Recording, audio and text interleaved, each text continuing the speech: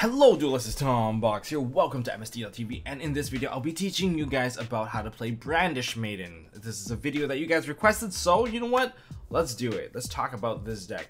Now, this is an archetype that is both an engine, I guess, and an archetype deck that you guys can play. It is a advantage control based deck because it doesn't exactly have any flashy combos, but it does have intricacies with its spells, and it generates a ton of card advantage. Like, you'll be drawing a lot of cards strictly because a lot of these cards are not once per turn, and they gain additional advantage the moment you hit 3 spells in the graveyard. So that's one of their biggest gimmicks.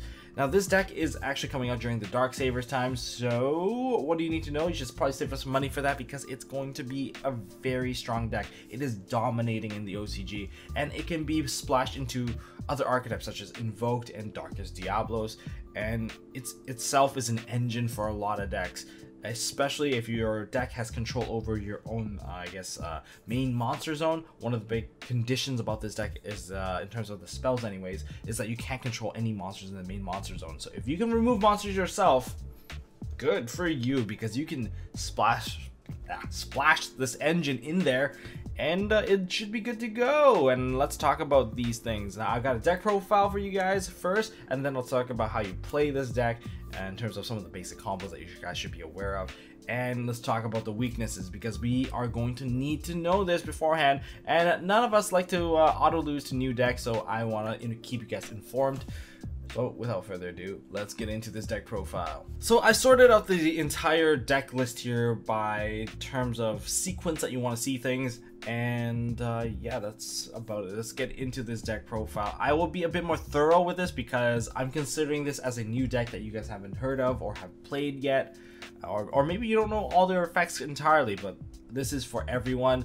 I'll see if I can give you a quick version of this. So starting off with the playset of Brandish Maiden Ray, and this entire top row is stuff that you want to see in your opening hand. At least one copy of this stuff. You don't want to see every single card, you just want to see at least one of these cards in your hand. Starting with a playset of Brandish Maiden Ray, you just need one copy to go into your Link monster. You want to go into your Link monsters as soon as possible because they are the engine, they are the control factor, and they are also the cards that give you a ton of advantage, and they can hold the board pretty well. But Ray, she can tribute herself, and she's also a dark monster to wall special summon out a Brandish Maiden from the extra deck onto the extra monster zone. So it gives you a free access to there.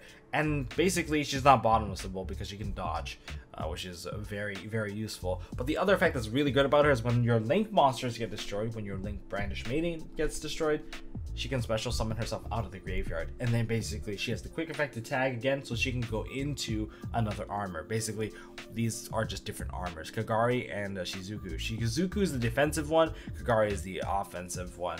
And then since she is a warrior, we can play Rhoda to dig her out, and we also have the token generator that summons out a Brandish Maiden token, which carries the name, so that you can go into the Link monster. So this is another card that you technically do want to see, but not as good as having Ray herself though, because Ray is just, it gives you a bit more contingency if your monster gets destroyed.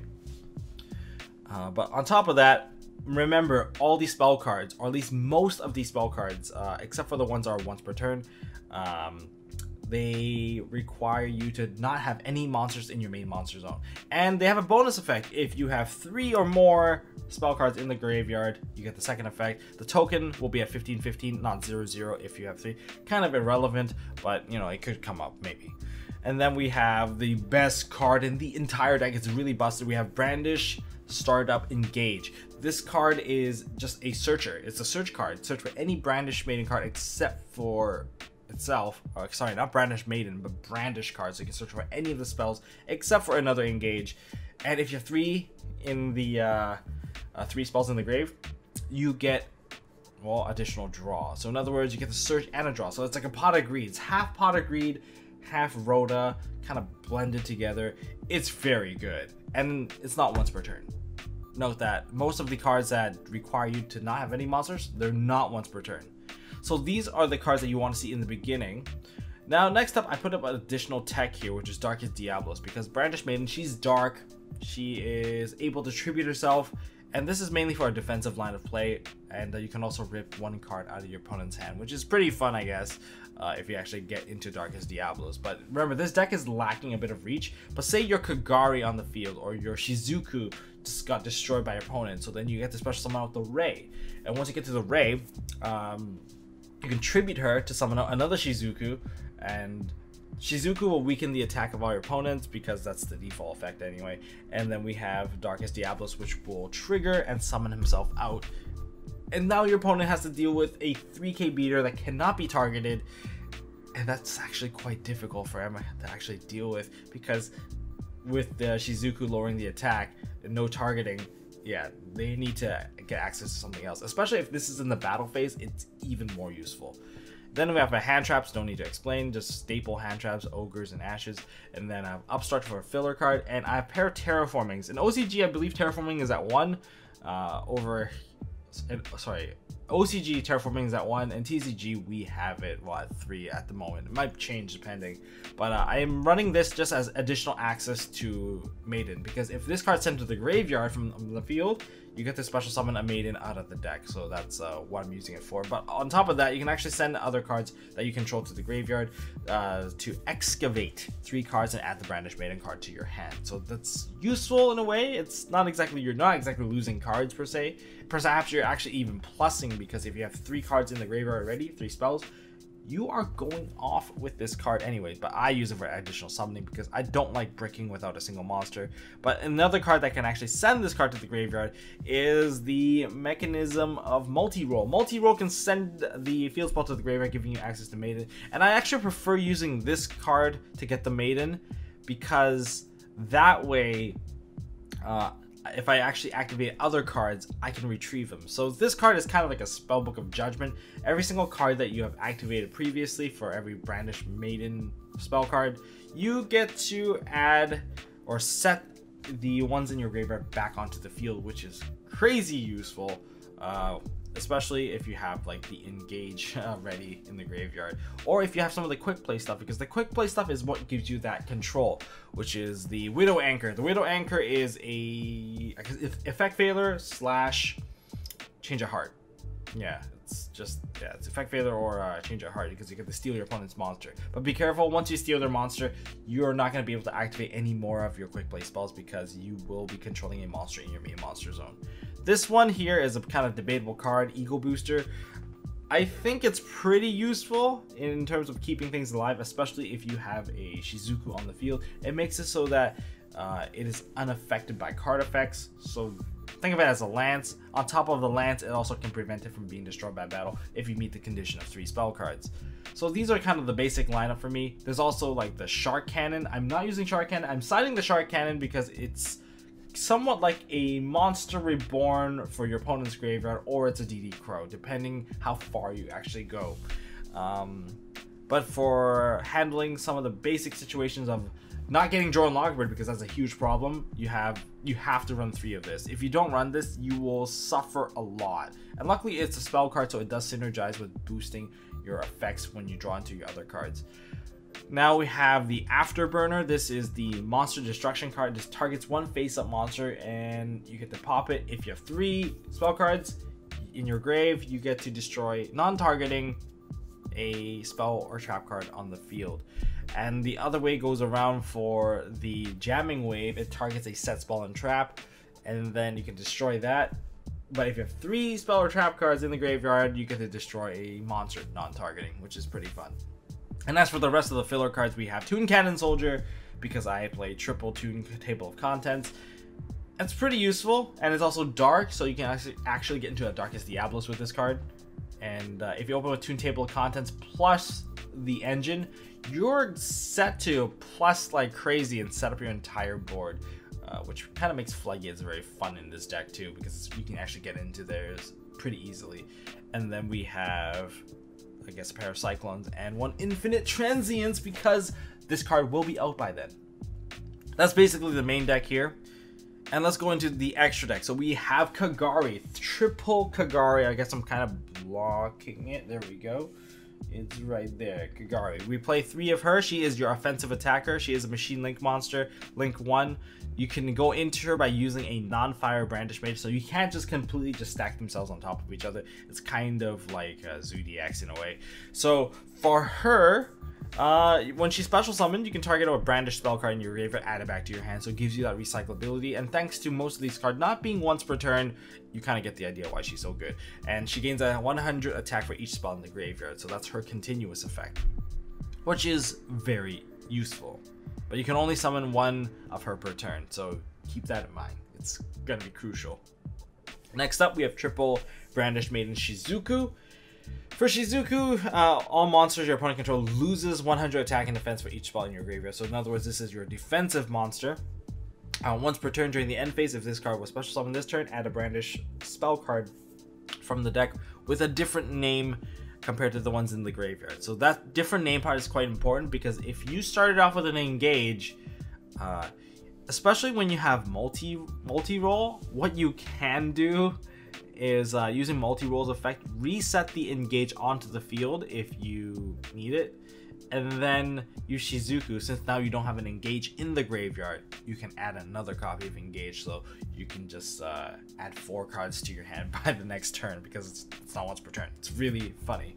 Aside from that, I think that's it. And you can only special summon 1 Shizuku per turn.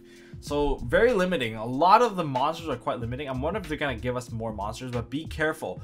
These monsters, they open zones for your opponent, and that is something that I realize does matter in the long run, where you want to point these into the corner. You don't want to point them into the middle, and your opponent, if they're smart, they're going to force you to point it to the middle, because if they go into a proxy dragon or a left-right pointer right away, they open 3 zones for the extra deck. So that's something you have to be careful of. As for all these other monsters, I guess sometimes you might go into a Troymare Phoenix, sometimes you might go into a Linkaribo, depending on what you stole off of your opponent. Sometimes you might go into a Unicorn. If you go into a Unicorn, it's because your opponent gave you a monster, and now you're kind of stuck with a bunch of stuff, and you want to clear off 1 card from your opponent. Basically shuffle it back into the deck. It's quite useful, not gonna lie, but it's very unlikely that you'll go into her. As for Chimera Tech Mega Fleet Dragon, this is a very important card. You can actually side in Toon Cyber Dragon to go into this, especially in a mirror match. That actually could be quite useful. As long as you can hold on to 1 strong monster, you're kind of good to go, for the most case. And then we have Trisbana Dragon, just in case, a topologic Trisbana. TG Wonder Magician, because there is a Crystal Needle Fiber. In case your opponent does give you a monster, going into a beat stick is not too bad. Don't forget, you don't need to control Brandish Maiden to activate all those spell cards. So in other words, that's why you're playing a lot of extra deck cards, because you can sometimes just hang on to a big beat stick while controlling them with some of these powerful spells. And then there is Borlo Dragon as well as a Ningirsu, because if you actually manage to take one of your opponent's monster, you can actually go into a Ningirsu, keep a 25 beat stick, and send one of your opponent's cards to the graveyard, which is very useful. So that kind of covers up for most of this deck. This is my current list anyway. I might change it up.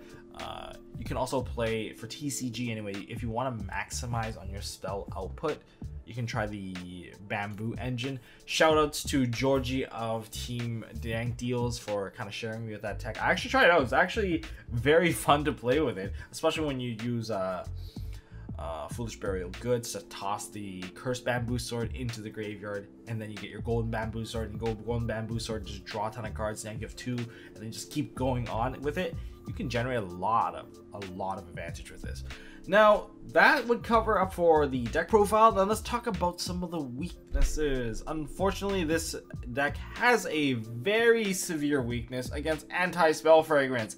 This card will, it will wreck you. It puts you so behind, it's not even funny. Because your Spell Trap Remover is a normal spell. Both of them, actually. Afterburner and Jamming Wave are both normal spells, so that is unfortunate, which is why Cosmic Cyclone, hopefully you already have it in hand, or maybe you're lucky enough to go into an Infinite Transience and kind of just negate that zone for a bit.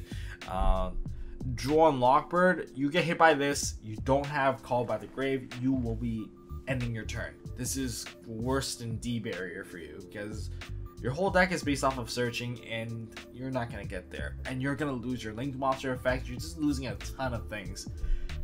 Eradicator is a very deadly card against you. They call spells, you will be wrecked until you can actually fetch yourself a decent spell, which is hard. But there is some saving grace when someone uses Eradicator on you. You go into like a Kagari to add back some of the spells because adding doesn't count. And you can also go into a Shizuku, but be careful when you add the Engage. If you add the Engage, remember you're still under Epidemic Virus, and if you're under that virus, you will be screwed over when you draw a spell. So you're likely going to blow up a spell along the way, which is very unfortunate.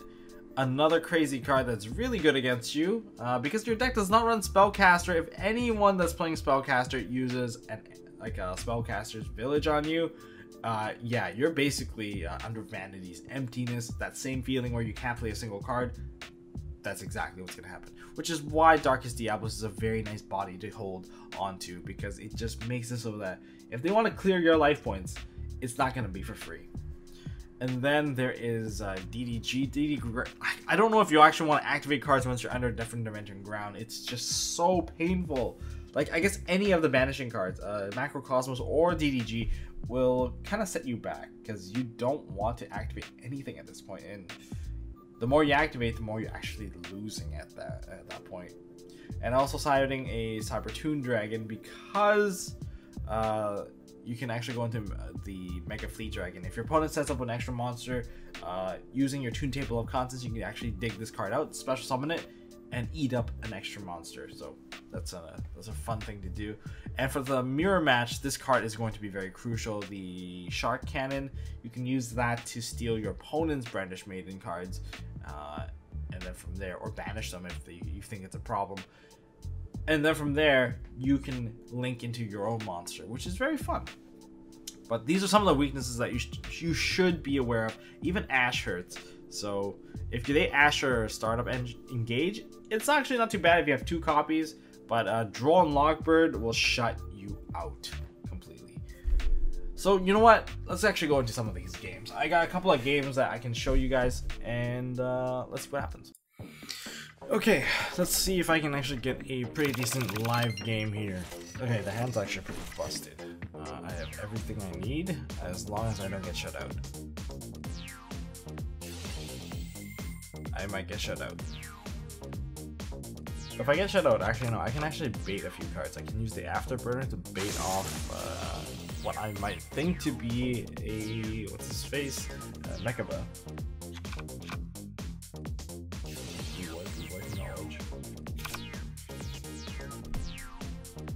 There's not gonna be a Mechaba. I might be safe. I might not be safe after all. So playing against a Dark Magician right now. So he's got his Magical Circle. Magical Circle's okay.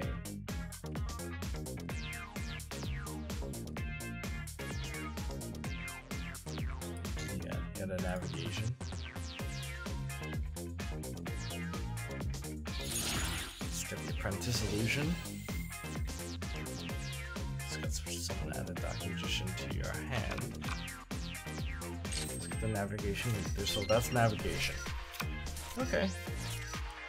I'll work with what I got. That's unfortunate. I drew into a. What's this face? Oh, please Ash this.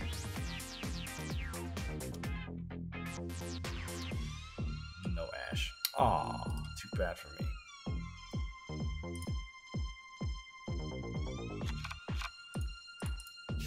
Please Ash this. No, oh my god, he Ashed it. What he doesn't realize is that was a misplay, but that's not something he can actually read. So in other words, he knows he just wasted his Ash now. And now I got my Toon Cannon Soldier. And with 3 guys in the grave, that just means that Startup Engage is now really good. I hope he doesn't scoop, because that would really suck for me.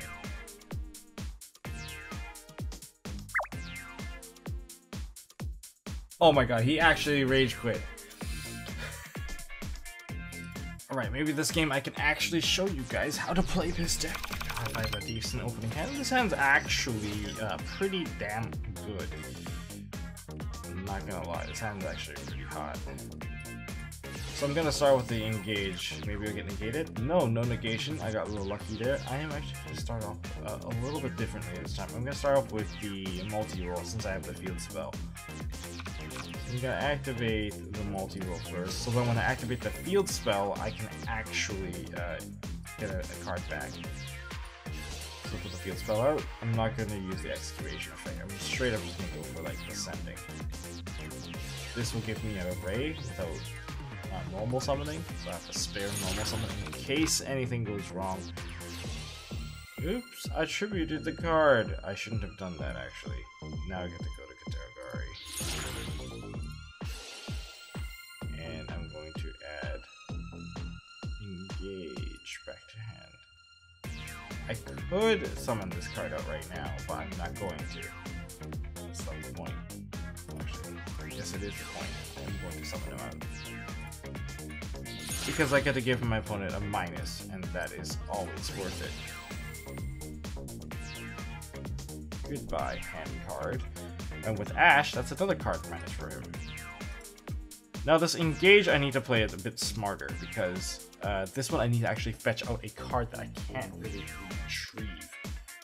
And luckily with the multi-roll, I can actually put this engage back onto the field. So let's put a card to the bottom of the deck. I'm going to activate this once again. And this time I'm going to add myself something that I can actually chain on my opponent, which is the Widow Anchor.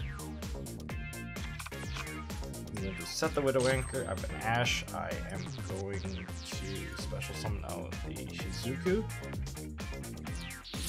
Not exactly the strongest opening, but it will fetch me a couple cards back. So we go into the end phase. And from here, I am going to activate this first, so I can actually fetch this out. Yes, just give me both my cards back. And then Shizuku can help me get another copy of Engage. Now these cards are going to get banished if they get sent away from the field. So that's why this Engage is very important, because I have no spells in there.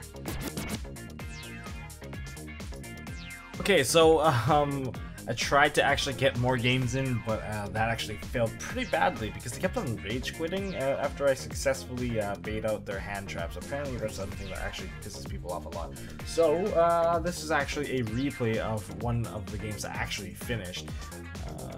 This one I don't open as sacky as possible. The other game was just like over-sacked. But this is not exactly the best opening because I don't want to waste cards. I don't want to waste my Kagaris. If you waste your Kagaris, you're going to die because there's limited resource. I misclicked on this one, accidentally Ashed the wrong card. There's probably much better targets to Ash, but at least I can minimize the damage thanks to Raging in the graveyard. And I've just calculate the number of spells that you can actually handle. Having Crystal Wing is not a big deal because you can easily answer because you have spells and traps to remove. So just go for the burner and should just get rid of it. Then you can actually go into the Kagari without worrying about anything. Now get the boot, increase the spell count so that I can get the double draw. And this way, want to do this with the pop and everything. There was a bit of a misplay here because I should have swung first, kind of forgot. But you can actually maximize your recurrence or your recovery by using multi-roll. So he went like head, like straight up, like hardcore, like a red dragon play on me, and I'm like, damn, this is getting kind of annoying because he has the ability to negate stuff once per turn in any face-up card. At first, I thought that he was going to go with a double tutor on level 12, but instead he went for the level 10. I guess gets a better value out of that. So the first engage he didn't negate. I used Burner Shard to bait him out, and then I used Ghost Ogre to clear off that monster. Engage is still good. That's why Engage is so good. See, the amount of pluses that I'm getting out of this, and since I drew into a Tomb Cannon Soldier, I wasn't going to give him the monster back. I'm just going to tribute it off. And because multi-roll was still there, I activated so many of those Brandish spells, I just set them back onto the field. slight miscalculation here. Couldn't exactly game, but putting him at 200, that's not too bad. But I needed to empty out my field, so I went into the field. Just remember that you have to control your board very carefully, or else it's going to be a bit unfortunate. Because if I actually left the monster here and he actually had a legitimate play, this would have been dead. This is dead. This is dead, and that would be dead too. And that would actually kind of turn me off, and I could actually get killed because of it. Luckily, if I had a monster here, I could have used multi-roll to actually send it to the graveyard, making all my stuff irresponsible, or I guess irrespondable. And yeah, that's basically the demo I got for you guys. I know it was a bit quick. It wasn't exactly the most ideal, the most broken combo, but if you open with the Toon Table of Contents and an Engage, and plus you got yourself the Call by the Grave, just go in. It's one of the safest things you have, and then you can actually set up really hard. And, that's my little Brandish demo for you guys. If you guys enjoyed this video, hit it with a thumbs up and hit the notification bell if you do subscribe to MST.TV, just so that you can stay up to date with a lot of latest stuff. And if you guys want proxies for Brandish, I've already done the proxies. Just join the Discord. There is a download link there. And until next time, don't forget to hold on to your MST.TV. Hey guys, thanks for watching. If you like this video, please drop us a like so we know we are doing a good job, and you can also subscribe to MST.TV for more fantastic videos by clicking on the button on the left. Don't forget to check out our partners at Imperium Duelist. They make really high quality mats, including some of my own limited edition release stuff. And if you want to check out one of our past videos, click here on the right. As always, don't forget to hold on to your MST.TV, and I'll see you next time.